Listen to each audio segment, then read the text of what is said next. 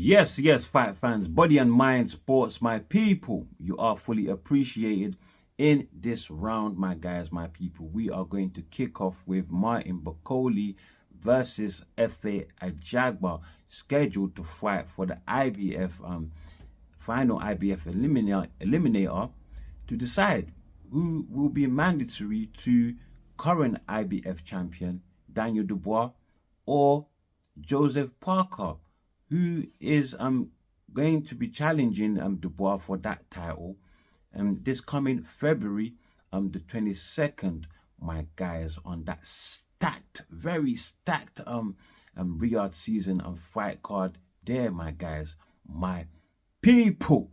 And yeah, also on that fight card though, in the undercard, we do have Zhile Zhang versus Egypt Cabello, who will be fighting for their WBC final eliminator to decide who will be mandatory to Alexander Usyk, who successfully defended his WBC, WBA, and WBO titles against Tyson Fury this past December the 21st, and that was also a Riyadh season fight card, my guys, my people.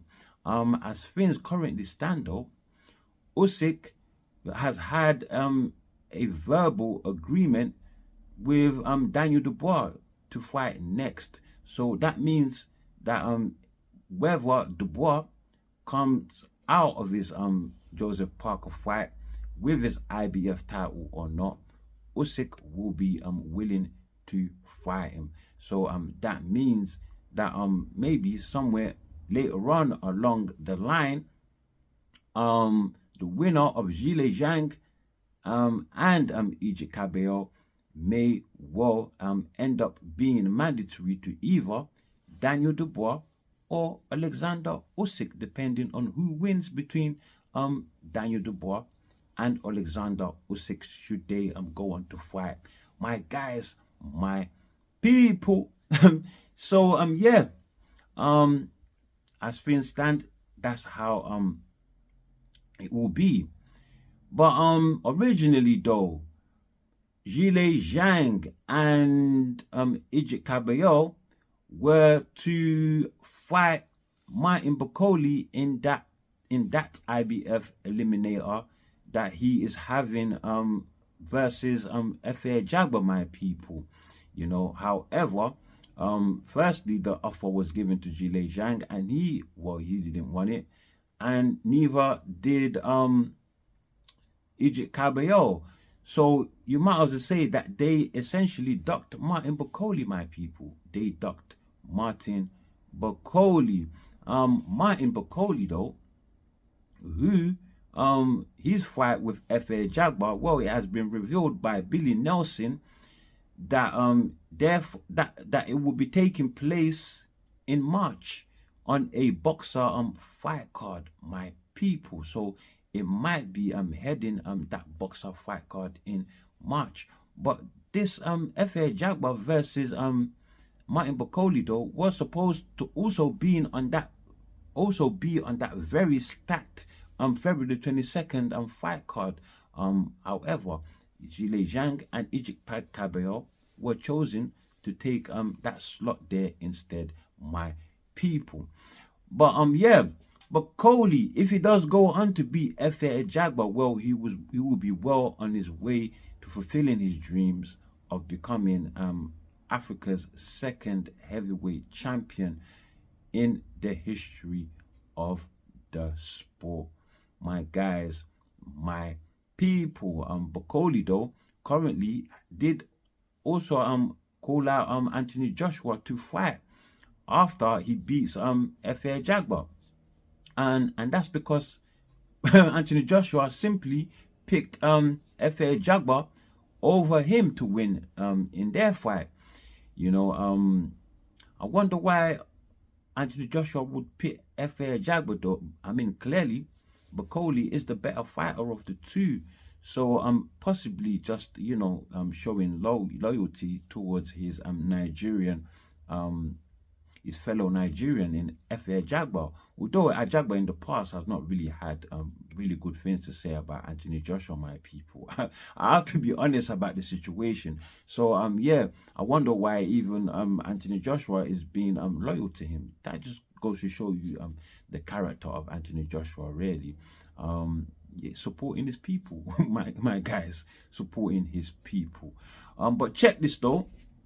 Anthony Joshua though, he's really not looking at Bakole as an opponent. He's more concerned with making the fight that fans want, and that is Tyson Fury, my people. He wants to fight Tyson Fury this 2025. However, though, according to Fury's promoter Frank Warren, well, he has said that Fury right now, who is considering retirement after his loss to Alexander Usyk, he will not be approaching Fury and discussing the possibility of facing Anthony Joshua, my people. Not unless Fury approaches him about the fight, then he will have no option but to try to make that fight for Fury. After all, Frank Warren still sees potential in that fight to be the biggest fight right now to happen in the heavyweight division, my guys, my people. But all is not lost. All is not lost. Although Frank Warren has said that all he is concerned right now about is Tyson Fury's happiness, my guys, my people. But you know, all is not lost, like I said, because Eddie Hearn is backing Anthony Joshua for this fight, and so is Turki Sheikh is looking for this fight for a Riyadh season fight card, my guys, my people. And you know, Tyson Fury, he loves money. If Turki Sheikh flashes that Riyadh season big purse, could possibly draw out Tyson Fury from you know, his thoughts of retirement and back in the ring, my guys, my people. But let's move away from Anthony Joshua and Tyson Fury momentarily, and let's talk about Derek Chisora, my guys, my people, who has an upcoming fight at the Co-op Live Arena in Manchester in February the 8th, my guys, versus Otto Wallin, my guys, my people, a former opponent of Anthony Joshua, a former recent opponent of Anthony Joshua, not the most recent, but after Anthony Joshua, well, he KO'd Otto Wallin in the 5th round, went on to face Francis Ngannou, and then Daniel Dubois, and then we know what happened there, my guys, my people. Wallin though, after his loss to Joshua, did come up with a win against a lower tier heavyweight. So he has a bounce back win, and hopefully that will give him a lot of confidence going into his fight with Chisora, who in his last fight defeated the once formidable Joyce, my guys, my people. Actually dropped Joyce in their fight. Joyce though, coming into that fight, had a win over Cash Ali, another lower tier heavyweight. But before that, Joyce had 2 back-to-back losses against Zhilei Zhang. In the first meeting, Zhang stopped him in the 6th, and then the second meeting, well, he stopped him in the 3rd, my guys, my people. But Joyce though, like I said, a once formidable heavyweight, labeled as the unstoppable juggernaut, the man, the very first man to have stopped Daniel Dubois, my guys, my people, breaking his orbital bone and fracturing it in 4 places, and having us well thinking whether Dubois had the heart of a warrior, my guys, my people. Had us thinking maybe Dubois is a quitter, because you know, he had to quit to save his career and possibly his health as well, my guys, my people. So when you consider that, that makes Derek Chisora's win over Joe Joyce that much more momentous, my guys, my people. A huge win there for Derek Chisora. So if Otto Wallin has any confidence, for sure Derek Chisora is brimming with confidence right now. Although he detailed that he had to leave everything in the ring, it was his stubbornness that was pushing him forward in order for him to be able to get his win over Joe Joyce. And after that win there over Joe Joyce, he detailed in Talk Sports that he will retire after 50 fights, my people, and going into his fight with Otto Wallin, well, that would mark his 49th fight in the fight game, my people, my guys. It did detail in the past though that before he retires, he wants to fight at the O2 Arena in London. Well, he did that against Joe Joyce. He wants to fight in Manchester. He's about to do that with Otto Wallin. And he wants to fight in his home country of Zimbabwe. As of yet, we don't know whether that is going to happen because Derek Chisora has most recently said that his fight with Otto Wallin may well be the end of his career, my guys, my people. He just might retire after that fight. However, that has not been concluded as of yet, my guys, my people.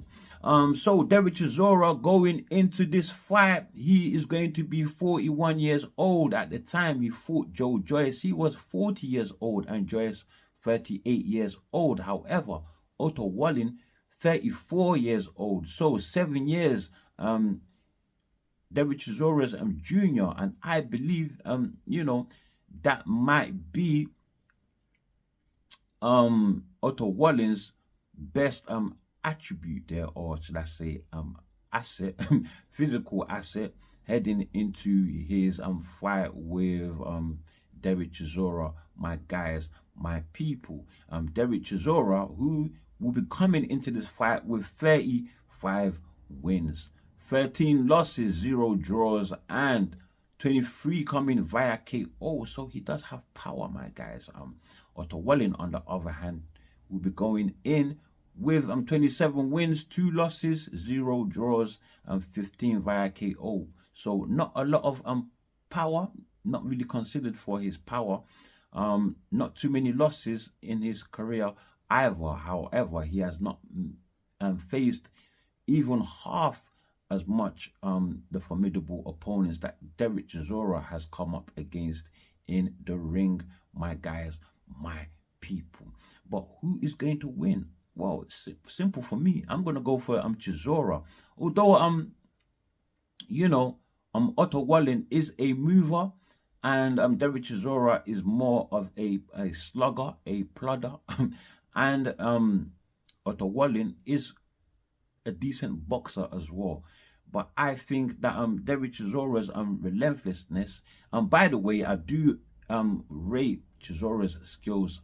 It's a little bit higher than Otto Wallin's. But besides that, he is a come forward fighter, very relentless, doesn't stop until his heart gives in, my guys, my people. And I mean when his heart literally stops, because he will go to the moon and back even if it kills him, my guys, my people. And he employs younger fighters to have the same attitude when they jump in the ring, my guys, my people. What should I say? Employs, not employers. Employs, my guys, my people. But check this though. Derek Chisora has an opinion in the speculative fight between Anthony Joshua versus Tyson Fury, my guys, my people. He believes Anthony Joshua KOs Tyson Fury. I'm not gonna give my opinion on that as yet because I'm not yet decided. I'm still rummaging through in my mind who is in best form at this moment. For most people, that might be easy to tell, but not for me at this moment, because I don't know where Anthony Joshua is mentally at this particular moment, my guys, my people. He does say though that since both have come off losses and two back-to-back training camps, they will need maybe a fight each before they face one another, my guys, my people. And yeah, also had an opinion for the Daniel Dubois versus Parker fight, and he believes that Daniel Dubois' surge right now is so huge that he beats Parker.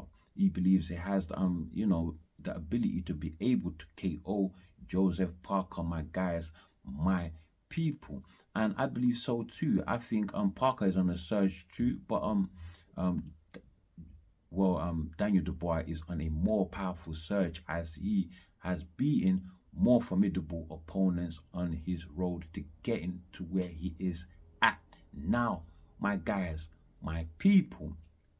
But I'm talking about Fury. Well, another fight on the table for him, it has been disclosed, is the legend Vladimir Klitschko, who actually fought Tyson Fury in 2015 and lost via unanimous decision. A very, very boring display of boxing there, my guys, because you know, Vladimir Klitschko, he did absolutely nothing in that fight, and actually lost his unified titles to Tyson Fury before he went on to face Anthony Joshua in a title fight, and got beat by Anthony Joshua. Almost caused the upset in that fight. Not actually knocked down Anthony Joshua, I believe, in the 5th or 6th round. But then Anthony Joshua, well, he rallied on and was able to KO Vladimir Klitschko in the 11th, my guys, my people. And so went into retirement since then. So has been retired now for what, 10 years? And he is now 48 years old, my guys, my people. While Tyson Fury, after that win over Klitschko, well, he went off the rails. Let's just say he went off the rails and went on a hiatus from the sport, gained a lot of weight, and God knows what else he was doing with his life at the time. We do know, we do know, my guys, my people, but I'm not gonna go into that. My people, before he regained himself, went back into training and back into form, came back and dethroned Deontay Wilder, my guys, my people. They had a trilogy. The first fight was a draw, and then the two following fights, well, he just simply destroyed Deontay Wilder, my guys, my people. So yeah, now though, the offer is there on the table for Klitschko to get that rematch that he should have got and was asking for before Fury went on a hiatus, my guys, my people, and off the rails, like I said, my people. But is it 10 years too late? Vladimir Klitschko, like I said, 48 years old. Tyson Fury, 37 years old, so relatively much younger than Vladimir Klitschko. In fact, 11-year age gap. 11-year age gap, my guys, my people. Eddie Hearn, who is Anthony Joshua's promoter, says that it would be a hard comeback for you know, for Vladimir Klitschko to rematch Fury. However, the choice will be his to make, and whatever choice he makes will be the best choice for Vladimir Klitschko, because Klitschko keeps himself in optimum health, and still looks very much a very strong physical individual, my guys, my people. As for Frank Warren, Tyson Fury's promoter, well, he says he's not gonna push any fights. That is the Vladimir Klitschko fight or the Anthony Joshua fight for Tyson Fury to take, unless Fury himself approaches him and says yes, he wants to make those fights, my guys, my people. But Fury though, still licking his wounds and considering retirement after his loss to Alexander Usyk, But I have to tell Fury, well, you do not have to retire just because of a loss. A loss doesn't define you. I still see Fury as a top heavyweight against another heavyweight, top tier heavyweight in the division. With the Fury that faced Usyk, Fury possibly would have dismantled them, my guys, my people. Possibly would have come away with the win. So still very, very much a top heavyweight and still needed in the sport and could still do a hell of a lot more in the sport, my guys, my people. So maybe even if he doesn't come back for the Klitschko fight, possibly the Anthony Joshua fight. He has to come back for the Anthony Joshua fight, though. He has to come back, you know. But maybe the Klitschko fight, maybe 10 years or so too late, my people. But Turki Al Sheikh, though, he would rather Klitschko come back in a title fight, and so wants to wait to see the outcome of Dubois versus Parker in February, and Dubois versus Usyk whenever that happens, my guys, my people. So yeah, with that said, that's all I have for you on this one. But before you leave, my guys, my people, do like, do share, subscribe, and of course drop your comments below. And as always, stay super blessed.